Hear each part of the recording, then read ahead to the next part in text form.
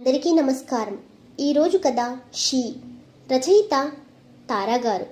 మీ ఆయన కూలీ పనిలో సంపాదించే దానితో మీరు తినడానికే కష్టంగా ఉంది. 2 పిల్లలు చాలా లేదా, ఇప్పుడు మళ్ళీ కడుపుతో ఉన్నావు అనింది పక్కింటి రేణుక. ఆయన వినటం లేదక్క, 2 కూతుర్లే కదా, 2 భారాలే అని వంశోద్ధారకుడి కోసం ఉంచమన్నాడు అనింది మా అమ్మ శారద. ఈసారి కూడా కూతురే పుడితే దేవుడు తదాస్తు అన్నాడేమో. నాకు 2వ చెల్లెలు పుట్టింది. మామూలుగానే నాన్నకి 2 ఆడపిల్లలు అని కోపం. ఇప్పుడు మళ్ళీ కూతురు పుట్టడంతో అది 2 రోజు తాగి వచ్చి అమ్మని మమ్మల్ని కొట్టేవాడు. అన్నీ భారాలే, నేను పోషించలేను అంటూ రోజు గొడవలే జరిగేవి. అప్పటికి అమ్మ పక్కన ఇళ్లలో పనికి వెళ్లడం మొదలుపెట్టింది. నేను కూడా చిన్న చిన్న పొలం పనులకు వెళ్ళాను. కానీ ఆ డబ్బు ఏ కోసానా రాలేదు. నాన్న ఒకరోజు అనాథాశ్రమం వాళ్ళని తీసుకొచ్చాడు. ఎవరైనా ఒక బిడ్డని పంపించేస్తే మనం హాయిగా ప్రశాంతంగా ఉండొచ్చు అన్నాడు. 1 నెల పిల్ల కాబట్టి చిన్న చెల్లి వెళ్ళలేదు. 2వ చెల్లి ఝాన్సీ చాలా ఏడ్చేసింది. పాపం, దాని వయసు 6 ఏళ్లు. నేను వెళ్ళను అని ఏడ్చింది. అమ్మ కూడా ఝాన్సీని పట్టుకుని నిన్ను ఎక్కడికి పంపను అని ఏడ్చింది. నేను అక్కడ ఎవ్వరికీ అవసరం లేదు అని నాకు అర్థం అయింది. అనాథాశ్రమంలో చేరాను. అక్కడ ఎంతో మంది తల్లిదండ్రులు వదిలేసిన పిల్లలు, తల్లిదండ్రులు లేని పిల్లలు ఉన్నారు. కానీ ఎంతమందిలో ఉన్నా ఒంటరిగానే అనిపించేది. అనాథాశ్రమం పక్కనే స్కూల్లో చదువుకుని సాయంత్రానికి అనాథాశ్రమానికి మళ్ళీ వచ్చేసేదాన్ని. ఇదివరకు బాగా చదివే నేను దిగులు, బాధతో ఏమీ సరిగ్గా చదవలేకపోయేదాన్ని. స్కూల్లో మధ్యాహ్నం పిల్లలకి వాళ్ళ తల్లిదండ్రులు అన్నం తినిపిస్తూ ప్రేమగా చూసుకోవడం చూసి ఇంకా బాధ వేసేది. అనాథాశ్రమంలో ఆ వార్డెన్ అన్ని పనులు మా చేత చేపించి అయినా మమ్మల్ని చిన్న చిన్న వాటికి తిడుతూ కొడుతూ వేధించేది. అనాథాశ్రమంలో కొందరు పిల్లలని చూడడానికి అప్పుడప్పుడు వాళ్ళకి కావలసిన వాళ్ళు వచ్చేవాళ్ళు. అమ్మా నాన్న నన్ను తీసుకెళ్లడానికి, కనీసం నన్ను చూడడానికి వస్తారేమో అని గేట్ దగ్గరే ఎదురు చూసేదాన్ని. 3 వారాలు గడిచినా రాలేదు. ఆ రోజు నా పుట్టినరోజు. అమ్మా నాన్న వస్తారేమో అని ఆశ కూడా చచ్చిపోయింది. స్కూల్లో మాస్టారు టెక్స్ట్ బుక్లో ఒక పాఠం చదవమన్నారు. నేను చదవలేదు. నా దగ్గరికి వచ్చి నేనొక మూకమొద్దు అని బెత్తంతో నా చెయ్యి మీద వాతలు తేలేలా కొట్టాడు. ఆ రాత్రి ఏమీ తినలేదు. వాతలు పడ్డ చేతిని చూస్తూ ఆలోచించాను. నేనంటే ఎవ్వరికీ ఇష్టం లేదు, నేనెవరికీ అవసరం లేదు. కనకుండా ఉండాల్సింది. ఇలా పారేయాలి అనుకున్నప్పుడు ఎందుకు కనడం? అసలు నేను వాళ్ళకే పుట్టానా, చిత్తకుప్పలో దొరికానా అని బాగా ఏడ్చేశాను. అప్పుడు నాకు చనిపోవాలి అనిపించింది. ఎలా చనిపోవాలి అని ఆలోచించాను. అప్పుడే నాకు ఒక సినిమా సీన్ గుర్తొచ్చి అటక మీద ఉన్న బ్లేడ్ తీసి మెల్లగా నా చెయ్యి కోసుకున్నాను. కొంచెం రక్తం వస్తుంటే కళ్ళు తిరిగి పడిపోయాను. తాను చనిపోయినా మాకు అనవసరం వద్దనే కదా వదులుకునింది అని అమ్మా నాన్న దయ్యాలుగా కనిపించినట్టు కల వచ్చి భయంతో ఒళ్లంతా చెమట్లతో నేను కలవరిస్తూ నిద్రలేచేశాను. అప్పుడు టైం 12 అయింది. నా చేతివైపు చూశాను. నేను లోతుగా కోసుకోలేదేమో, నేను చనిపోలేదు. నేను చనిపోయినా నా కోసం ఎవ్వరూ బాధపడరు. నా కోసం ఎప్పటికీ ఎవ్వరూ ఇక్కడికి రారు. నేనెవరికీ ఇష్టం లేదు, నేనెవరికీ వద్దు. నాకు కూడా అస్సలు ఇక్కడ ఉండడం ఇష్టం లేదు. ఇక్కడి నుంచి వెళ్ళిపోవాలి అని అనుకున్నాను. ఒక చిన్న బ్యాగులో నాకున్న 3 జతల బట్టలు, నేను దాచుకున్న 20 రూపాయలు తీసుకొని మెల్లిగా నడుచుకుంటూ గేట్ దాకా వచ్చాను. గేట్కి తాళం వేసి ఉంది. ఒక బకెట్ గేట్ ముందు పెట్టి గేట్ ఎక్కి దూకగానే పెద్దగా శబ్దం వచ్చింది. ఎవరది అంటూ వార్డెన్ బయటికి వచ్చింది. నేను చాలా వేగంగా పరిగెడుతూ ఒక సన్నని వీధిలోకి వెళ్ళిపోయాను. అక్కడ చాలా చీకటిగా ఉంది. ఒక చెట్టు దగ్గర దాక్కున్నాను. ఎవరో 2 నడివయస్సు మగవాళ్ళు కొంచెం తూలుతూ, హమ్మయ్య, కరెక్ట్ టైంలో దొరికింది. ఎవరు పాపా, నువ్వు ఇలా రా అంటూ దగ్గరికి రాబోయారు. నాకు భయం వేసి ఆ తాగుబోతుల నుండి తప్పించుకుని పరిగెత్తాను. వాళ్ళు నన్ను వెంబడిస్తూ పరిగెత్తారు. నేను డోర్ తెరిచి ఉన్న ఒక వ్యాన్లో ఎక్కేశాను.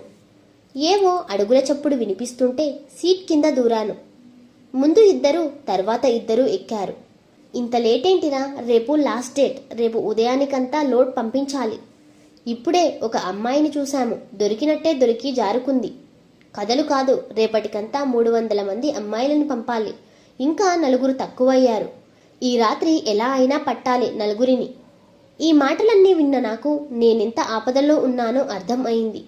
అప్పుడు ఒకసారి మా టీచర్ మాకు ఈ ట్రాఫికింగ్ గురించి చెప్పింది. ఆడవాళ్ళని అమ్మేస్తారని. ఇంతలో ఒకరి ఫోన్ సీట్ కింద పడింది. అక్కడే ఉన్న నేను పోలీస్ స్టేషన్కి హెల్ప్ గర్ల్ ట్రాఫికింగ్ అని మెసేజ్ పెట్టాను. ఇంతలో ఫోన్ రింగ్ అయింది. నేను సైలెంట్లో పెట్టడం మర్చిపోయాను. వెంటనే నేను ఫోన్లో సెంట్ మెసేజ్ డిలీట్ చేసి ఫోన్ కొంచెం దూరంలో పెట్టాను. ఫోన్ కోసం వంగిన ఒక అతను నన్ను చూసేశాడు. వెదగబోయిన తీగ కాలికి తగిలింది అంటూ బయటికి రా పాపా అంటూ నన్ను లాగాడు. బయటికి వచ్చిన నన్ను భయపడకు, తప్పిపోయావా, మీ ఇంట్లో దిగబెడతాను అంటూ చాక్లెట్ తింటావా అంటూ నాకు ఒక చాక్లెట్ ఇచ్చాడు. అది నేను తిన్నట్టే నటించి కొంచెం చాక్లెట్ని చింపి సీటు వెనక పారేశాను. నీ వయసు ఎంత? 13. నాకు తెలుసు అందులో మత్తుమందు కలిపి ఉంటారు అని. నేను కళ్ళు తిరిగి పడ్డట్టు నటించాను. నాకు వాళ్ళ మాటలు వినిపిస్తూనే ఉన్నాయి. ఇంకా 3 పిట్టలు దొరికితే కంటైనర్ పంపించొచ్చు అనుకుంటూ కారు ఆపారు. నన్ను ఎక్కడికో తీసుకెళ్లారు. ఫోన్ ఛార్జింగ్ అయిపోయింది అన్నా, ఛార్జింగ్ పెట్టేసి వెళ్దాం అని అనేసి వాళ్ళు బయటికి వెళ్ళాక డోర్ మూసిన సౌండ్ వచ్చాక కళ్ళు తెరిచాను. అప్పటిదాకా కళ్ళు తెరవనే లేదు. కళ్ళు తెరిచేసరికి నా కళ్ళల్లో నీళ్లు ఆగలేదు. అది ఒక కంటైనర్. దాని నిండా 290 మంది ఆడవాళ్ళు. అందరూ అక్కడే మత్తుమందులో ఉన్నారు. అక్కడే బాత్రూమ్ కూర్చొని అక్కడే కొంచెం తింటూ దుర్భరంగా ఉన్నారు. అక్కడ నా చెల్లి ఝాన్సీ అంత వయసులో 6 ఏళ్ల పాప ఉంది. నాకు కన్నీళ్లు ఆగలేదు. రేపటికల్లా అందర్నీ అమ్మేస్తారు, ఎలాగైనా అందర్నీ కాపాడాలి అని ఆలోచించాను. ఇందాక ఫోన్ ఛార్జింగ్లో పెట్టాను అన్న మాట గుర్తొచ్చి వెతికాను. నాకెక్కడా ఫోన్ కనిపించలేదు. ఇక వేరే దారి లేక కంటైనర్ ఓపెన్ చేయడానికి ట్రై చేశాను. నేను నా శక్తి మొత్తం ఉపయోగించి రాయి అన్నిటితో డోర్ని కొట్టి చూశాను. ఉపయోగం లేకపోయింది. ఇంతలో ఫోన్ మోగింది. ఆ సౌండ్ బట్టి వెతుక్కుంటూ పోయాను. నాకు గోడలో ఒక కిటికీలో ఛార్జింగ్ పెట్టుకున్న ఫోన్ కనిపించింది. కానీ ఆ కిటికీ నా హైట్కి అందలేదు. అక్కడే ఉన్న పెద్ద కుండని బోర్లించి దానిపైన ఎక్కబోయాను. అది పగిలిపోయింది. కాళ్ళకి పెంకులు గుచ్చుకున్నాయి. ఇంకా అక్కడ నాకు ఉపయోగపడేవి ఏమున్నాయి అని వెతికాను. అక్కడ రాళ్ళు, బీరు సీసాలు, సిగరెట్ ప్యాకెట్లు మాత్రమే ఉన్నాయి. వ్యాన్లో ఏదో వెతుకుతూ సీటు వెనక చూసిన రౌడీలు అక్కడ పడేసి ఉన్న సగం చాక్లెట్ చూసి, అది చాక్లెట్ తినలేదు, అది మేల్కొనే ఉంది, బండిని కంటైనర్ దగ్గరికి పోనివ్వురా అని తిరిగి కంటైనర్ దగ్గరికి వస్తున్నారు. నేను అక్కడున్న రాళ్లతో, బీరు సీసాలతో ఆ ఛార్జింగ్ పెట్టున్న అడాప్టర్ని కొట్టడం మొదలుపెట్టాను.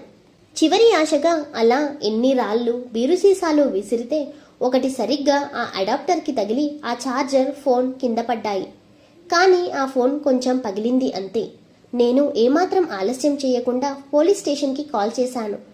కాల్ లిఫ్ట్ చేసిన పోలీసులు ఆ ఫోన్ ద్వారా నేను మెసేజ్ చేసినప్పుడే అడ్రస్ని ఇప్పటిదాకా ట్రేస్ చేశారని, ఇంకాసేపట్లో పోలీసులు వస్తారని చెప్పారు. ఇంతలో ఎవరో కంటైనర్ని ఓపెన్ చేస్తున్న శబ్దం వచ్చింది. త్వరగా పోలీసులను వచ్చి కాపాడమని వాళ్ళు వచ్చేశారని చెప్పాను. ఆ రౌడీలు ఓపెన్ చేసి వచ్చేశారు. నేను ఫోన్ని దూరంగా పెట్టేశాను. నన్ను చూడగానే మమ్మల్నే మోసం చేస్తావా అంటూ నన్ను జుట్టు పట్టుకొని లాగి బాగా కొట్టారు. నా తలని గోడకేసి కొట్టారు. రాడ్ తీసుకొని కొట్టబోతుండగా పోలీసులు అక్కడికి వచ్చి అతన్ని షూట్ చేశారు. మిగతా వాళ్ళని అరెస్ట్ చేసి అందర్నీ కాపాడారు. గవర్నమెంట్ నా సాహసానికి మెచ్చి నాకు అన్ని సౌకర్యాలు కల్పించి గవర్నమెంట్ చదివిస్తుంది అని హామీ ఇచ్చారు.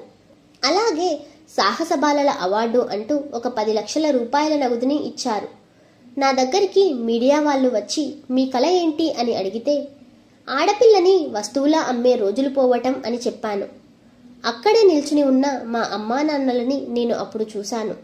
వాళ్ళు నా దగ్గరికి వచ్చి తల్లి మన ఇంటికి వెళ్ళిపోదాం అన్నారు. 3 వారాలలో ఒక్కసారి కూడా మీరు నా కోసం రాలేదు.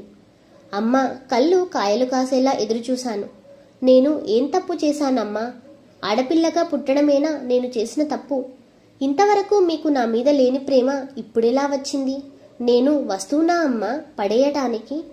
నేను అనాథను అనే కదా అనాథాశ్రమంలో చేర్పించారు. మీ దగ్గరికి రాను అమ్మా అని చెప్పి గవర్నమెంట్ ఇచ్చిన 10 లక్షల చెక్ వాళ్ళకి ఇచ్చి, ఇదిగో తీసుకోండి, ఇది మీ మీద ప్రేమతో కాదు, నా మిగతా చెల్లెళ్ళన్నీ ఏ అనాథాశ్రమంలోనూ వదిలేయకుండా ఉండడానికి అని చెప్పాను. అమ్మా నాన్న ఏడుస్తుంటే నేను అక్కడి నుంచి వెళ్ళిపోయాను. ఈ కథ ఎలా ఉందో కమెంట్ బాక్స్లో కమెంట్ చేయండి ఫ్రెండ్స్. అలాగే మరిన్ని కథల కోసం మా ఛానల్ని సబ్స్క్రైబ్ చేసుకోండి. Thank you for watching.